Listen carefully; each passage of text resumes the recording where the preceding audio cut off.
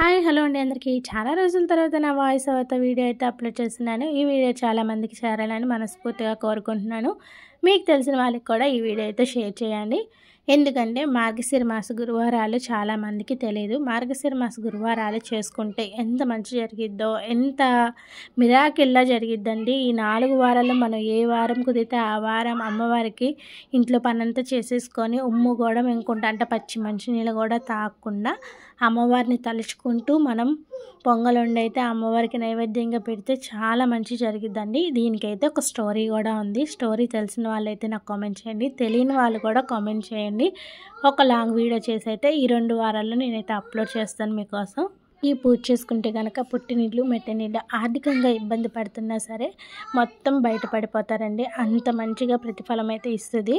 మీరు కూడా ఒక్కసారి చేసి చూడండి. చేసి మీ ప్రతిఫలం వస్తే కనుక కామెంట్ సెక్షన్లో కామెంట్ చేయండి.